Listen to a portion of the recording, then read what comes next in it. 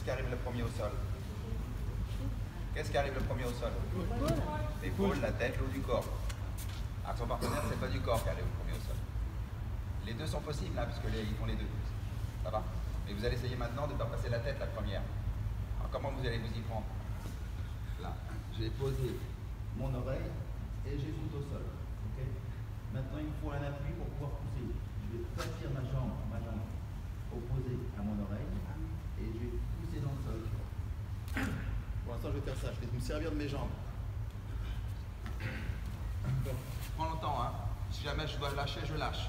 Si je ne me sens pas à l'aise, si je ne me sens pas à l'aise, je lâche. Je pose mon oreille. Et maintenant, je pousse avec mes jambes. Ok? Allez, c'est parti. Mon objectif là sur cette première rencontre, c'était de travailler évidemment sur les chutes avant, chutes arrière, dans des situations qui étaient facilitantes. Donc c'était pas ma préoccupation, c'était pas la construction de la technique en soi, mais qu'il y ait de la mobilité sur les chutes, de la sécurité, qui puisse identifier la différence de construction d'une chute avant et d'une chute arrière, le fait de la sensation d'enroulement du corps sur la chute avant, la sensation d'extension du corps sur la chute arrière.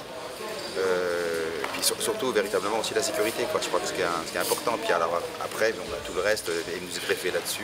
Il y a des ajouts qui sont toujours liés à la situation dans laquelle on est, qui ne sont pas prévus, qui ne sont pas écrites, qui ne font pas partie du plan de cours. Ce que je veux que vous travailliez là, c'est cette capacité à monter sur l'axe du corps et à conserver ces lignes. Alors que le corps va pivoter. La plupart du temps, quand le corps pivote, les mains elles partent sur le côté. Là, vous allez faire l'effort de conserver les mains au-dessus de la tête, de pivoter et de redescendre les mains devant vous.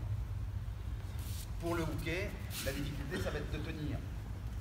Si le bras est un peu raide, ici, tu vas avancer, tu pivotes, tu révises les mains, voilà, tu montes. Maintenant, si le bras est un peu raide, tu tournes. Voilà. Ici, vous allez être gêné et vous allez avoir tendance à lâcher. Donc, dans cette posture, il va y avoir une extension du corps. Donc, acceptez l'extension du corps. Acceptez-la, ça va vous permettre de continuer à tenir. Par exemple, à la fin, le kokyo, etc., je ne l'avais pas pensé comme ça. Mais ça me paraissait intéressant de finir sur cette note-là. C'est-à-dire qu'on n'a travaillé que sur la coopération tout le temps.